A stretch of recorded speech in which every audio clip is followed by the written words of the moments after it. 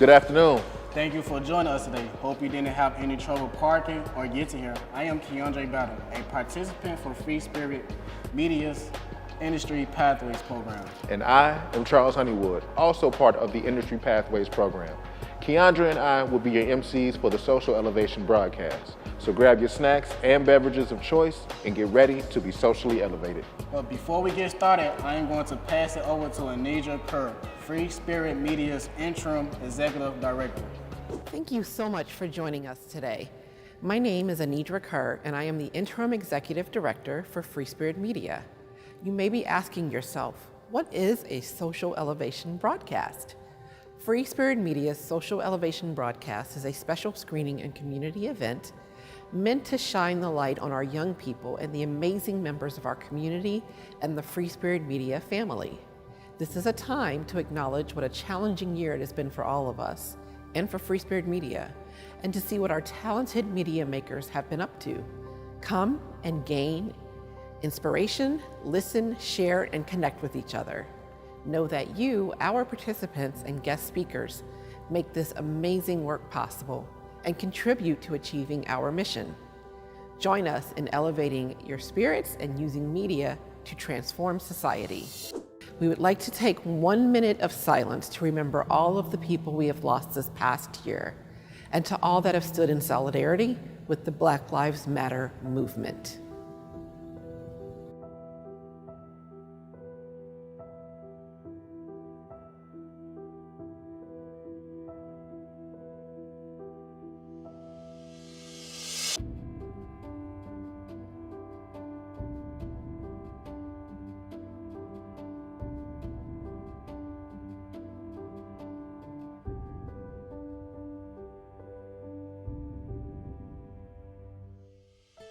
Challenging, devastating, and remarkable are just a few of the words we can use to describe this year.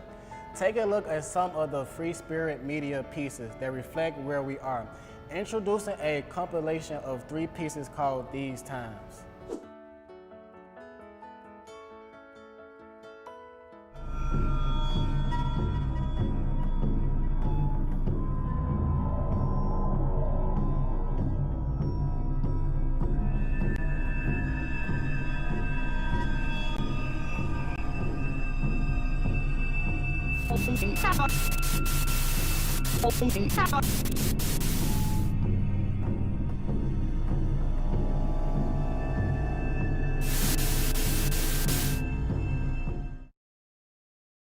Black Lives Matter.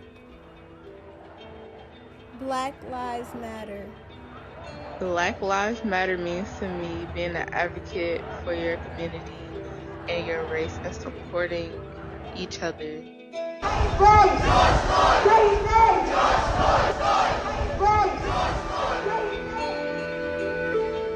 The purpose of the Black Lives Matter movement is to draw attention to violence and harm that's caused against Black people, that has been caused against Black people for years. And I think the purpose of the movement is to not only draw attention to the fact that this harm happens in the Black community, but also really urging people to wake up to do something about it.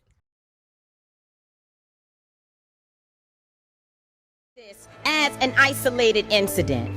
The reason why buildings are burning are not just for our brother George Floyd. They're burning down because people here are saying to people in New York, to people in California, to people all across this nation, enough is enough. And now, let's take a look from a youth perspective.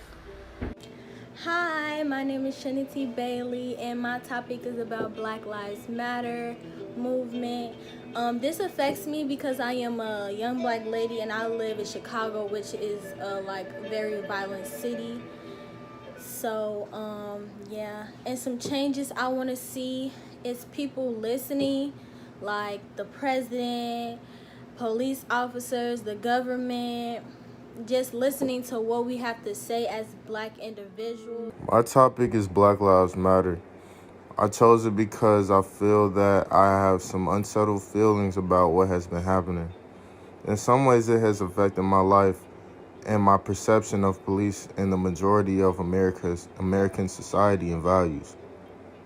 I began to separate myself from social media in order to think, and I came to realize how people really were when their opinions came out about the protests. I would love to see more change in the U.S. when it comes to equality in the black and brown community, but that isn't promised. At the end of the day, I feel like we need to keep pushing for change, even though it isn't promising right now, until we get what we need and make specific demands.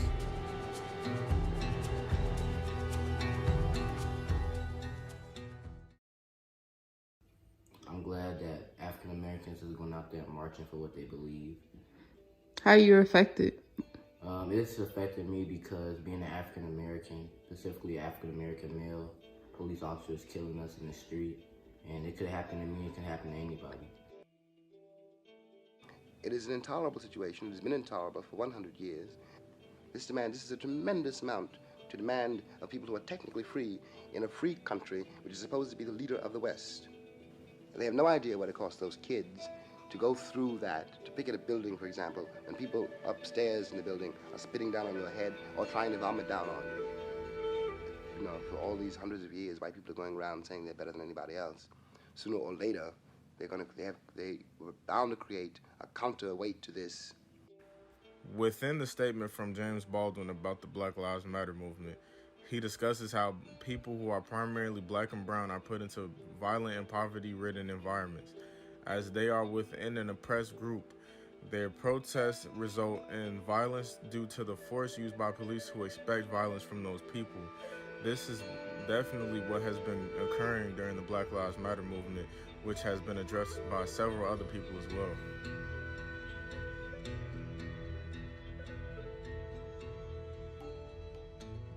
To feel a sense of community with people who are also upset and sad and outraged and confused. This trying to piece apart forms of protesting, one that is good protesting and one that is bad protesting, plays into something called respectability politics, meaning that you deserve more rights, you deserve more love and care if you perform or react a certain way. And if you do not perform or react a certain way that I agree with, that I approve of, then you are not deserving of rights. You are not deserving of care and well-being. Either way, no matter how someone chooses to protest, they do not deserve to be beaten. They do not deserve to be handled or treated as though they are a paper bag or a non-human figure. The changes I would like to see is those officers that kill unarmed black individuals to be charged immediately. And I can contribute by protesting or just speaking up more, like on social media or something like that. I think justice means taking away resources from the entity that causes harm to black people and black communities, taking away money from that in those institutions and investing money into black communities.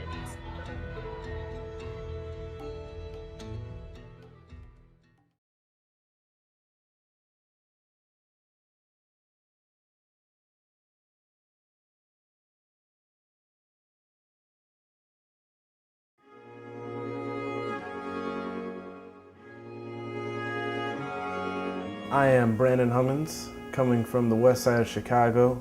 I attend North Lawndale College Prep, currently number 1 in my class. My name is Chris Frills. I'm a senior at North Lawndale College Prep, and I've had the opportunity, the blessing, to be able to go to the Democratic National Convention.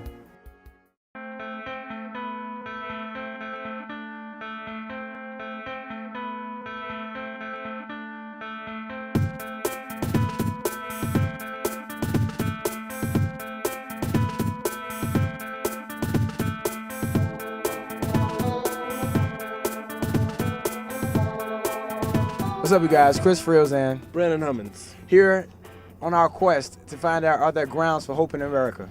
And looking at statistics, like a third of a generation is born under the poverty line. And 80% of the people that are in jail are high school dropouts. One has to ask themselves, are there really grounds for hope in America? For the last basically 8 years, we've had no hope and no promise. I'm from rural Missouri. We have a band of people we call rednecks for Obama because we're tired of all the little political ploys and pundits that want to use bumper sticker answers for Republican responses, and the time's come to change. Even though we are in the greatest country on earth, our country sometimes can go in the wrong direction. And Barack Obama can bring it back in the right direction. And what's the right direction?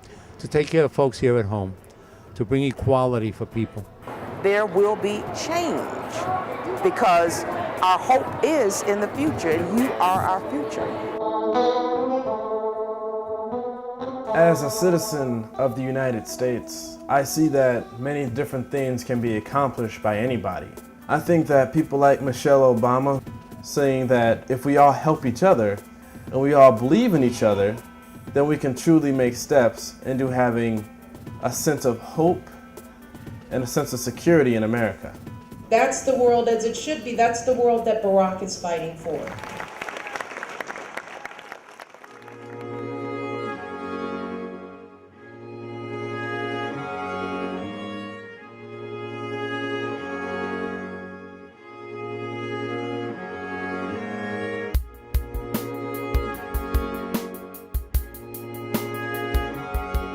And growing up in a community that is so socially and economically challenged, I never thought to myself that I would ever have the opportunity to take part in such a historic event. When I was 15 years old, back in 1963, my mother sent me to the March on Washington. I heard The Dreamer, August the 28th, 1963, and to think 45 years later, on the exact same date, the dream has been fulfilled. I am in awe of God that I have the privilege to stand on this ground in Denver and witness the fulfillment of that dream that I heard in 1963. So here we are in Denver, and it amazes me how it is that so many people have come to support a black man running for president in the United States of America.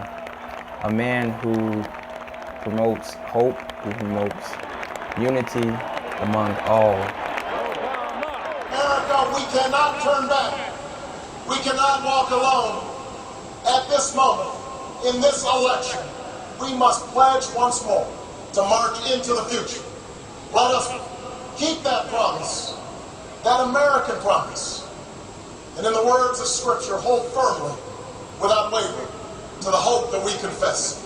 Thank you. God bless you. And God bless the United States of America.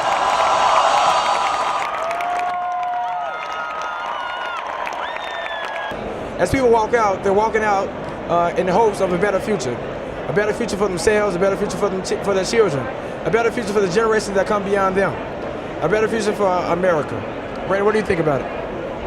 I think that Obama just gave the most inspirational speech in our entire history. And he gave us hope for a future that is completely unbelievable, but we believe we can achieve it.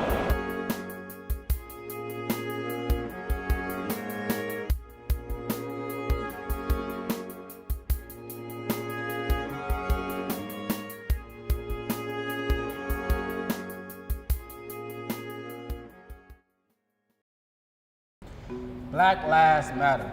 And that piece made me miss President Obama even more. Next, let us introduce Mariah McBride, journalist and program assistant for the Real Shop program and part of the prestigious Points of Coke Fellowship, and our incredibly talented guest, Will Jones from ABC7, who is a NABJ board member that truly understands our mission firsthand. Can you first start off by just telling us why journalism? How did you get started? So when I was, I believe, 4 or 5, my family was on the news in Cincinnati. They did a story, the local NBC station, about my dad for Father's Day. And I remember the anchor, after the reporter finished the story, it was the sports reporter. The anchor was Jerry Springer. I didn't know who or how important Jerry Springer was at the time. I think it was way before his talk show, but he used to be the mayor of Cincinnati. He said that Will Jones seems like a great guy. And I remember thinking, wow, my dad is cool. Now everyone else knows my dad is cool too. So that started my interest in journalism. So what was the hardest part about getting started in the industry after school? The hard part was getting used to the salary. So it's hard to find jobs, period. But I found a job, and it was in Charleston, West Virginia, which was about 3.5 hours away from Cincinnati. Just the pay starting out is extremely low. And you don't realize how low it is when you're in college. Any amount of money seems like a lot of money. But when you're paying bills and you have your student loans and your parents aren't paying for things anymore, you realize how much of a struggle it is to make ends meet. So I think that was the biggest challenge. Reporting wise, what was the challenge there? So just getting story ideas when you're new to a region. I had never lived in West Virginia. I was not used to the environment that was West Virginia. So that was the biggest challenge of being away from your family and friends. You don't have people around you that are your age or living in the same building. So just learning to adapt to a new environment, that was the biggest challenge. And then making the necessary connections in the community to get story ideas and for people to trust you with their stories. And throughout your career, have you seen, or maybe not seen, the diversity in the newsroom increase?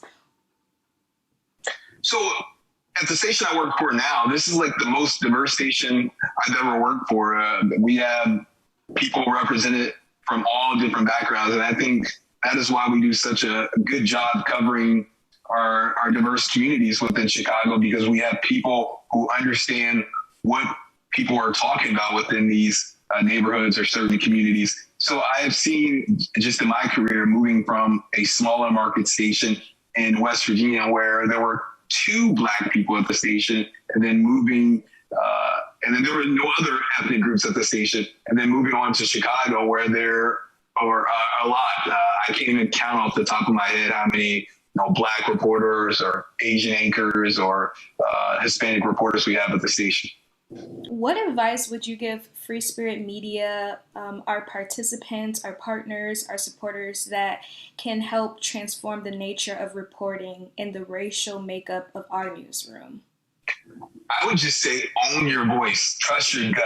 What people are talking about in your circles, other people should know about, and make sure you are an advocate for yourself, advocate for your community, and know yourself. I think in TV in particular, when you start out, you get so much coaching. I get coaching now, but they try at times to, if you're not careful, you can change who you are to adapt to what they think you should be. But if you have that inner core, you're able to take feedback and make it your own and make it work for you and not change who you are. And that does not mean to grow your skill set, but just change who you are at your core. Because that's what makes you different, is what your experience is in life and who you are. I just want to say, you did a good job. I was not prepared for this. You kept it moving, and it was like a natural conversation. So you weren't going all over the place with your questions. I know you had everyone has a list of things they wanted to ask, but you kept it like a conversation. I think that's important. When you're interviewing someone, is to make it seem like you're just interested in what they have experienced rather than coming in, I have to get this, I have to get that. Obviously you have an agenda, but you made it just so seamless. It was excellent. Thank you. I appreciate it so much. Thank you for your time. The following part of our program includes Reggie King, a participant from Free Spirit West, and Ana Mbunchi, youth media maker, recognized by the Cannes Film Festival. She will also be a new Free Spirit Media participant. Let's check out a piece Ana did on bullying.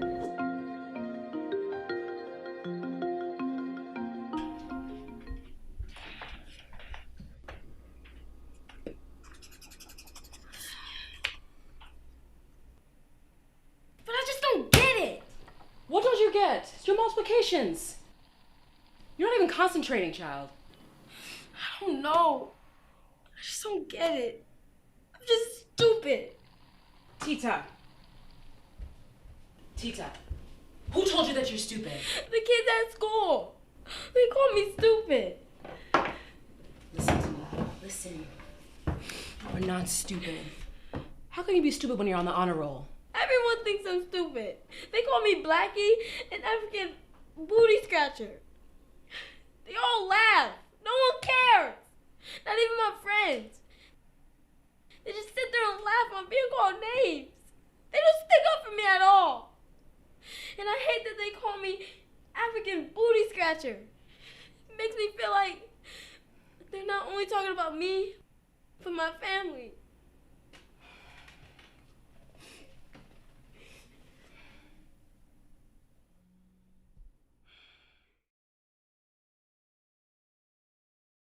I know you not only written but directed and produced the hit short film Made in His Image, which is really impressive at the age of 11.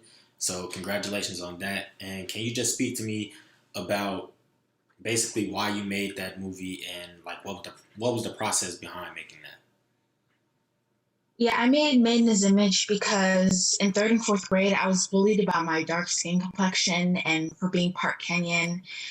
They would call me names like African booty scratcher, monkey, slut, like all the names you can think of. And I lost my confidence, I lost my courage. And then after like 2 years of getting bullied straight, I finally just broke down to my mom and told her my bullying story. And she was like, I was called the same names that you were called. And she had the same bullying story that I had.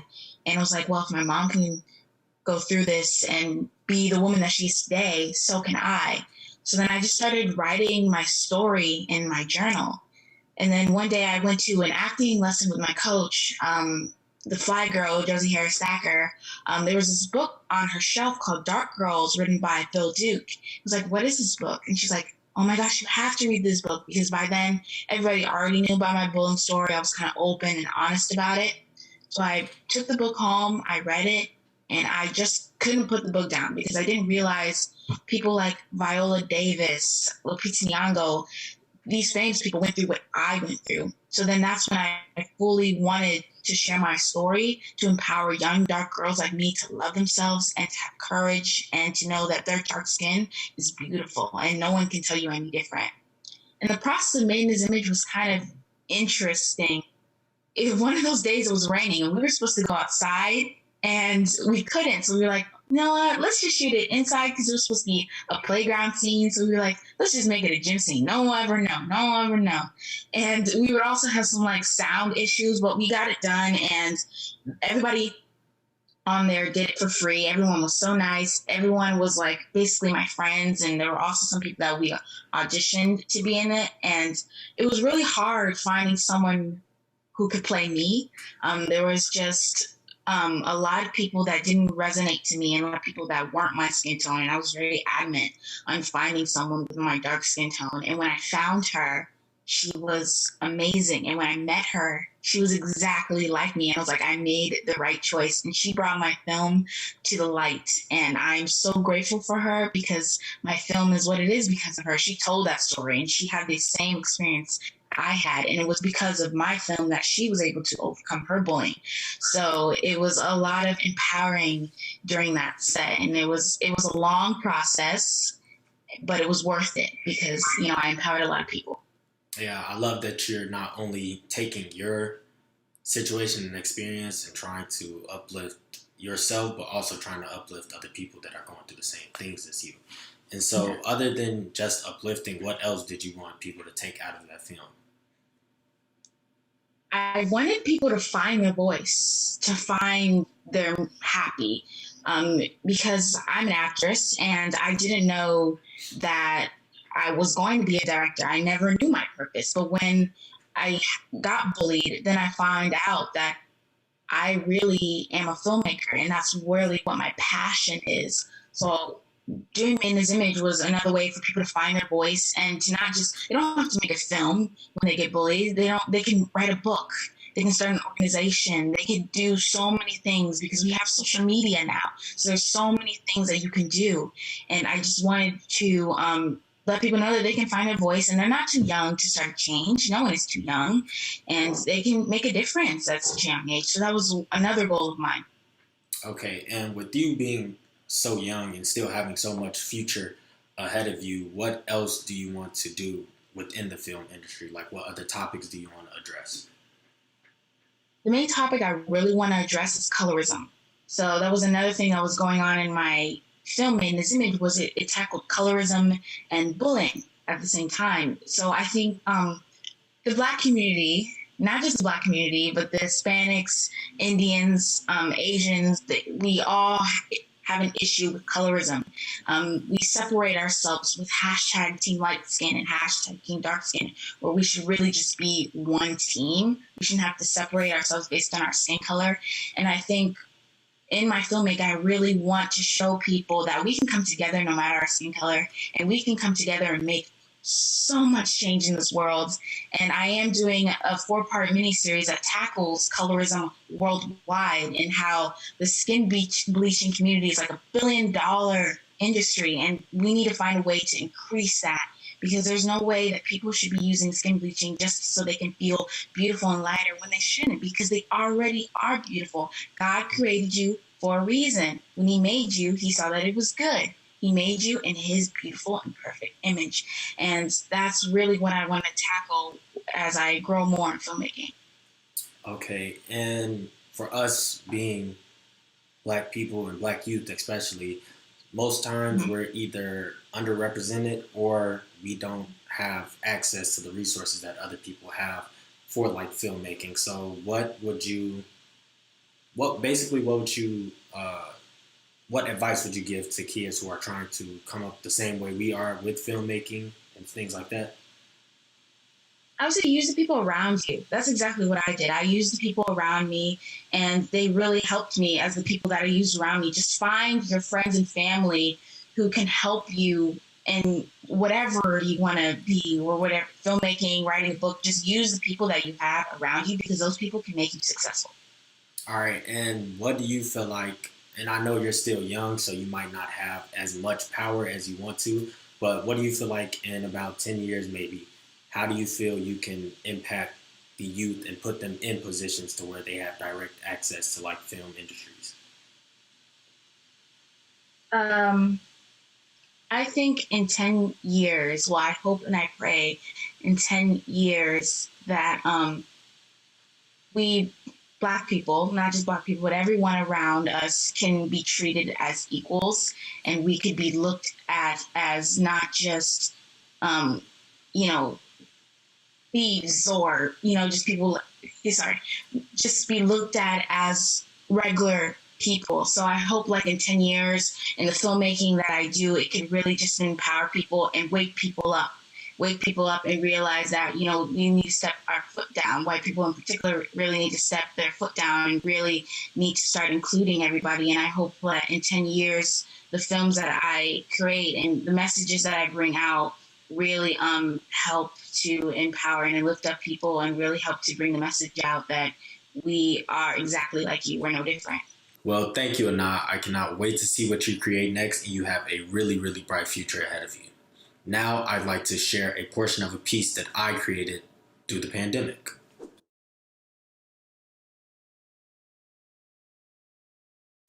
What are some of your favorite things to do during this pandemic? The biggest thing I think is during this time that I picked up on is PC gaming. I have totally abandoned console gaming for the most part. I'm a really big console gamer. I got every console you can imagine, but I built a gaming PC last year, and I've only been upgrading it over the past year, and it's been so nice and so lovely and so easy to use. It's just I don't even feel like going back to regular gaming. But having time to do it all is the biggest problem. I was able to really tap into my creative side. I had kind of forgotten about it due to the everyday life of working and kids. And so I was able to do more hands-on things, gardening, crafts. I also started back doing hair and nails, something that I really forgot that I enjoyed doing. But with the pandemic, I was able to find more time to do those things that I enjoyed. I kind of picked back up on my art and stuff. Like, I was kind of burnt out last year.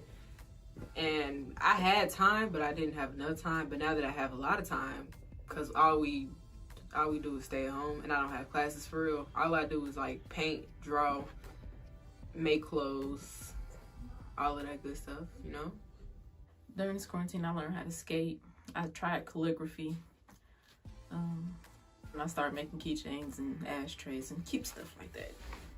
Gaming, online shopping. I talk to my friends a lot more. Building computers. Spending time with my kids doing random stuff like this. I get to have my son interview me. I watch old movies. With one daughter, I work on cars. With another daughter, I build computers with another daughter. So, just being able to do weird, fun stuff with my kids during this time. 'Cause like I said, we got a lot of time on our hands, so we'll see how it go from here. Spending time with my family, because before quarantine, I was at work a lot in school, so I never really got to see them, but now I do, like every single day.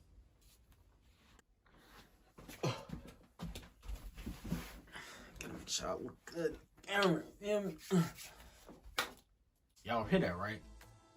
You can really just see how everybody in my family's really like progressed themselves. You have my dad building computers, playing games, little sister helping him build computers, online shopping, things like that, drawing.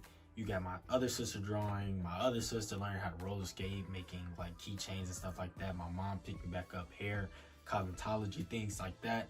And it's just like, to see how everybody's like progressed during this pandemic is kind of inspirational, because not many people are finding motivation to do new things. So just hearing that from them, hopefully that can help you and inspire you to do new things. But enough about them. My name is Reginald King. I'm a part of Free Spirit Media Apprenticeship West. I am a junior at Lindblom Math and Science Academy. And some of the hobbies that I've picked up on: roller clips. I just spent a lot of time like on the phone with my friends and stuff, to stay in contact with them. And another thing that I was doing a lot of was dancing, because it's something that I just found therapeutic in such like hard times, just something to really get all the bad feelings away.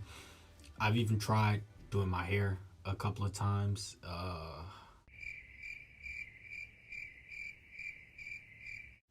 Yeah, I got better in like skincare routines, and like remodeling and painting, building stuff is something I really took a aspiration in over this pandemic.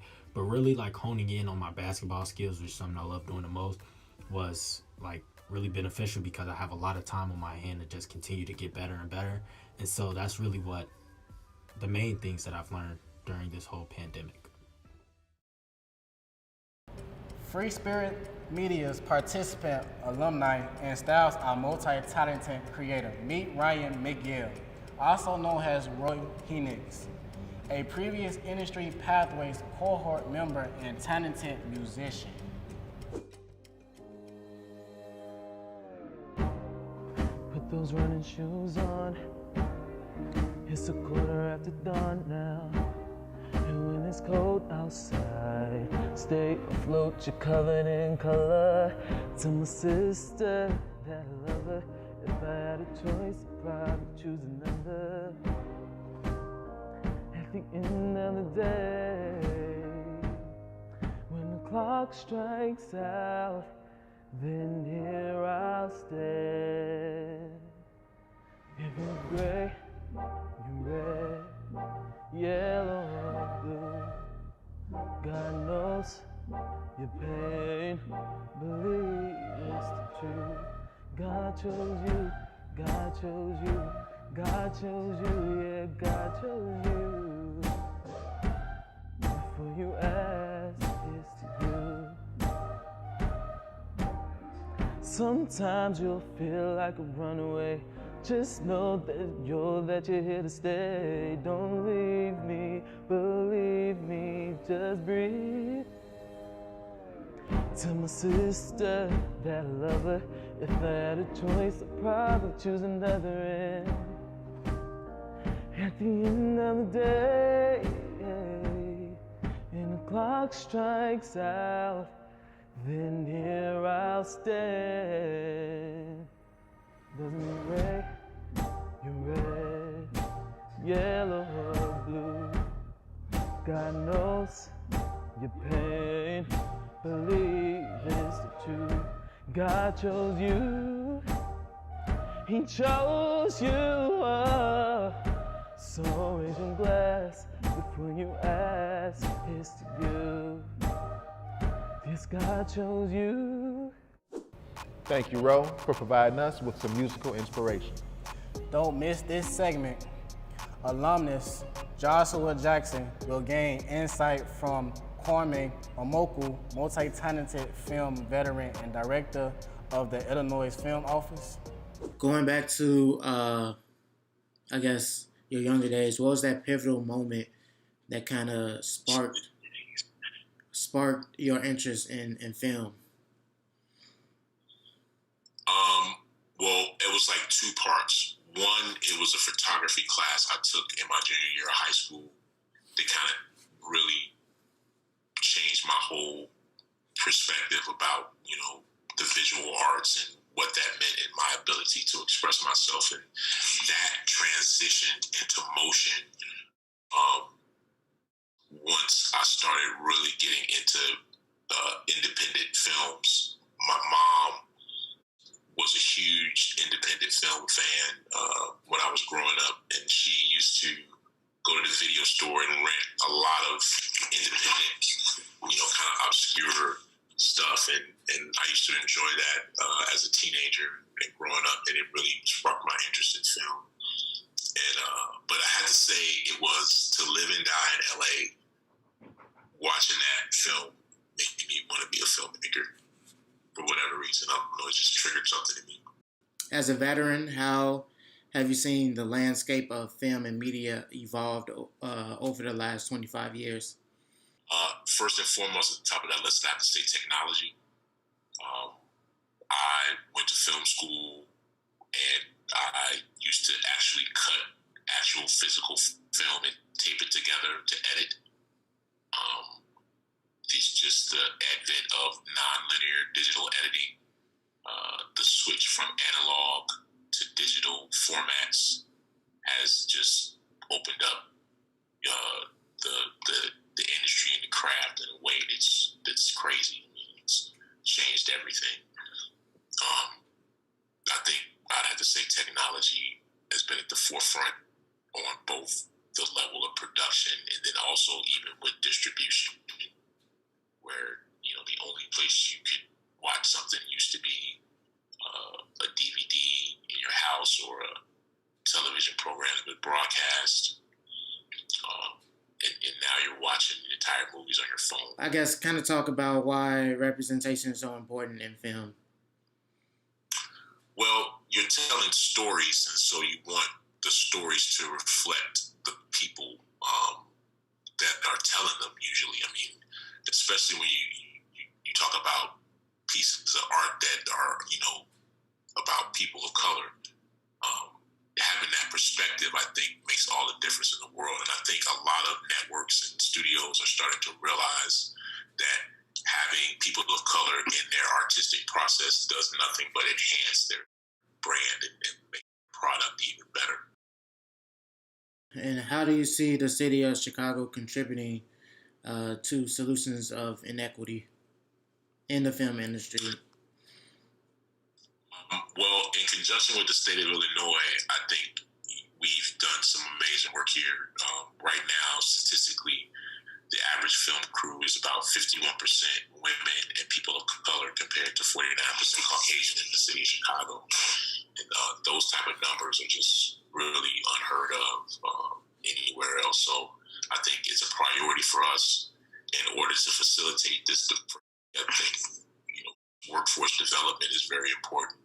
Programs like Free Spirit Media kind of help that process. Programs like Cinecare. The city of Chicago is standing up a film production workforce development program, as well as the state of Illinois. So just workforce development programs centered in underserved areas is something that we're focusing on, as well as building soundstage infrastructure in underserved areas. So the lack of infrastructure is really kind of pigeonholed the growth, as a city, production-wise. When you look at a place like Atlanta, one of the only reasons, in addition to their more liberal tax credit, that they have much more production than we do is the huge amount of infrastructure that exists there, studios and stages. So we need to bolster that here if we want to grow. And, part of that, I think, putting those facilities in underserved areas, like on the south and the west side, go a long way for economic development in those areas. For the younger generation that's going to be watching this, what's some advice that you can kind of give them, particularly black and brown people that are interested in film? I would say, just, be prepared to take advantage of those shots when they come. Make sure that preparation involves learning the craft, learning what's going on around you, and really being a part of the process of making the film by understanding what it is. Media is everywhere. This year, we recognize the power of media and expression. The two pieces you will see captures the importance of the arts and activism.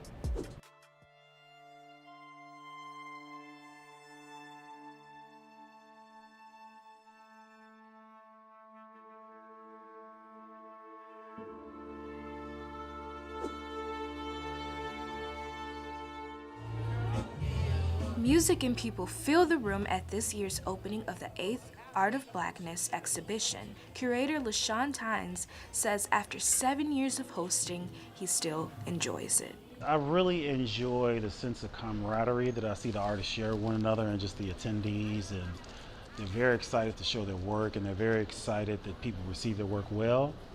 So for me, that's like the super big payoff. As a black artist, Tynes noticed non-inclusive hiring practices limiting black artists' exposure within the art community. In 2011, this led him to create his annual exhibition that hires and highlights African American artists. He feels that blacks having control over sharing their art and more recognition has led to progress within the art community. When you think about how we're capitalizing on cultural currency and how we're becoming masters of how our culture is shared and who profits from it, then I would say we're definitely on the right path.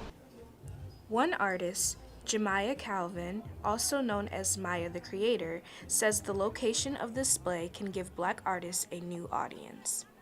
Usually a lot of our exhibitions and exhibits are usually in the same type of areas, So, a lot of people know about, Hyde Park. To be downtown, I think this is the first time I've ever been in a group art show with more people of color. The showcase will run through December 15th and features 19 artists with diverse artwork and styles. Tynes says that some artists do return, but he's always looking for new talent. He invited photographer Lauren Toney to the event, which she says the experience was refreshing. Chicago is up and coming, I feel, with the black talent. And it's also nice to be able to be around artists that share a similarity with you that you don't always get to experience in a curated show. Unlike some exhibitions, Art of Blackness does not have a theme. Tynes gives participants creative control when deciding what pieces to present. In the end, thank you guys for coming out. He is left applauding the artists for their contributions. Humans and nature coexist, and we cannot exist without nature. And to have a park called Unity Park, of all names, right? In North Lawndale that's celebrating 150 years, trees grow to be more than 150 years. So 150 years feels like a long time, but actually, they just discovered some trees in North Carolina that are over 2,000 years old. And there's something about the word cultivation that means everything to me. Something on my mind. You're miles away, but you're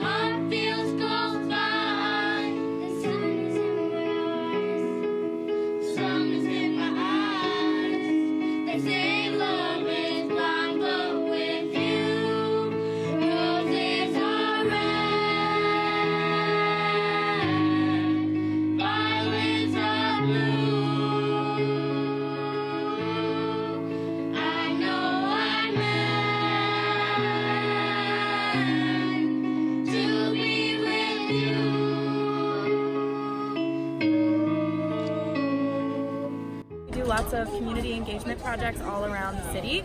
And because Yo-Yo was our creative consultant for so long, he's also very involved with the Civic Orchestra. So that's how I got involved here today. And I love being engaged in the city. I'm from here, so this is a really special event for me as well.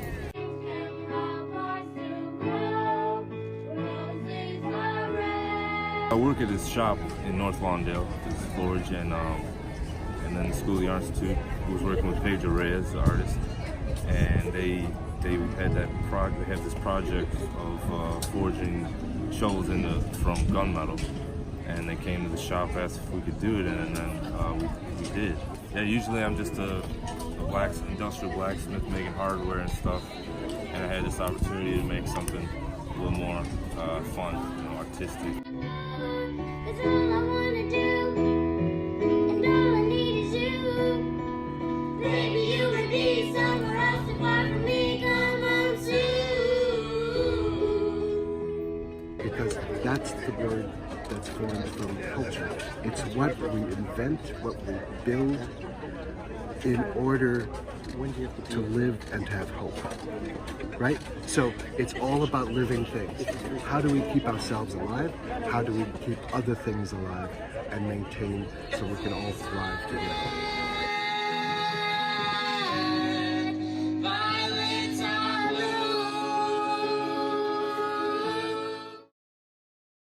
These are some inspiring pieces. Our event is nearing to an end. I would like to point out that racism and xenophobia is not new, yet there has been an increase in attacks against Asian individuals, businesses, and communities across the globe. We stand in support and solidarity of Asian people. This screening and community event is meant to really shine the light on how we can create solutions together and how we can uplift each other. Free Spirit Media's creators, our guests, and so many others are doing their part to transform society and to change the landscape of media. I would like to introduce Nichelle Pugh and Maxine Brown, whose community efforts are helping people in need during these challenging times. Let's hear more about what they're doing and how you can get involved. I am the founder of the nonprofit Protect Sisters Foundation, which is dedicated to raising money for Black women in film. What made me go into media? Yeah, I just kind of started creating stuff out of the little stuff I had, like toys, anything, and then it's just like evolved into me actually writing my own stuff. It's just not a lot of Black women represented in media. So that's kind of partly why I started my foundation. I want Black women to tell more stories that are from Black women. I feel like that it's always a Black man telling our stories or a white man telling our story, or, someone who's just trying to push their propaganda or some type of agenda. I just want the Black women's agenda to be, put out there for the world to see, because I just feel like the way things have been set up, we have not been able to. The John Wall Foundation, what we do, our primary goal is to work with young people in the city of Chicago. However, last year we decided to take an additional approach to reach the community as well as a whole, and we began to Feed the West Side. Our very first Feed the West Side kind of started after the death of George Floyd. The city of Chicago just went ballistic. We kind of was discussing what do we need to do on our side of the city, and basically in the Austin area, because we hadn't seen, many things going on to kind of help with what we felt was a destitute area. If it's a need, anytime there's a need, then there's someone that can help with that need. You could be that person. All it takes is just to have that one person to spark an interest to be able to help the community with whatever it is. And if you reach out and ask for help, other people will help. Because we got a loving community. It may not seem like it sometimes with some of the street violence that happens in the city of Chicago, but it's a lot of people in our communities that want to give back and want to make sure that the youth in our community, or just, our community in general, is good. There is so much we can accomplish together. Thanks for being part of our Social Elevation broadcast. Before we end today, I would like to say Happy Women's History Month and acknowledge all the powerful women that were part of today's Social Elevation broadcast. I'll pass it over to two of them right now. Keita Glenn, Director of Programs, and Soni Sinha, Director of Development and Communications.